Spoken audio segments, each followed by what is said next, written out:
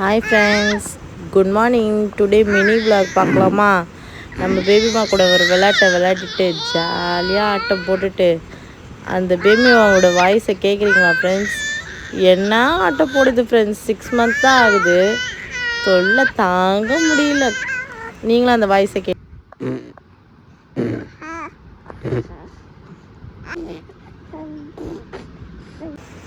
இன்றைக்கி நாங்கள் மீன் வாங்கினோம் ஃப்ரெண்ட்ஸ். அதாவது பறக்கிற மீனுன்னு சொல்லுவாங்கள்ல, அதை வாங்கிட்டு நானும் எங்கள் ஹஸ்பண்டும் சேர்ந்து அந்த மீனை நல்லா க்ளீன் பண்ணிவிட்டு இன்றைக்கி நல்லா மசாலா போட்டு வறுத்து ஒரு பிடிச்சிடணும் ஃப்ரெண்ட்ஸ். இந்த மீனை நான் நல்லா க்ளீன் பண்ணுறேன், அவரும் எனக்கு கொஞ்சம் சேர்ந்து ஹெல்ப் பண்ணனால நாங்கள் சீக்கிரமாக க்ளீன் பண்ணி முடிச்சிட்டோம் ஃப்ரெண்ட்ஸ். இந்த மீனை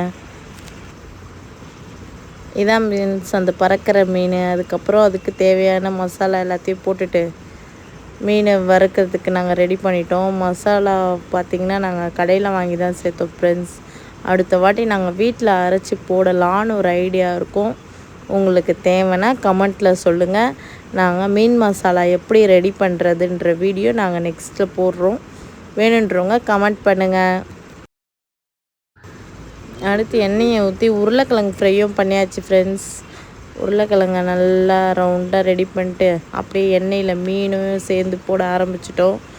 எங்கள் வீட்டுக்கார் எண்ணெய் காஞ்சிச்சான்னு பார்த்துட்டு அந்த மீனையும் உள்ளே போட்டு நல்லா முறுன்னு நல்லா வறுத்து பாருங்கள் ஃப்ரெண்ட்ஸ். நீங்களே அந்த சவுண்டை கேட்குறீங்களா? அப்புறம் நம்ம கையில் எடுத்துகிட்டு வந்து நம்ம ஆளுக்கு கொடுத்தாரு பாருங்கள், அதுதான் ஹைலைட்டே. நம்ம தான் சாப்பிட்டு சொல்லணும். அவர் டேஸ்ட் எப்படி இருக்குதுன்னு கேட்டார்.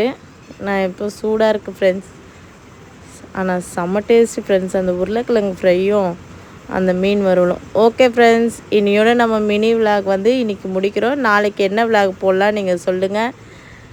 மீன் வறுக்கிற மசாலா வேணால் கமெண்ட்டில் டைப் பண்ணுங்கள், நாங்கள் உங்களுக்கு அதை சொல்கிறோம். ஓகே, பாய்.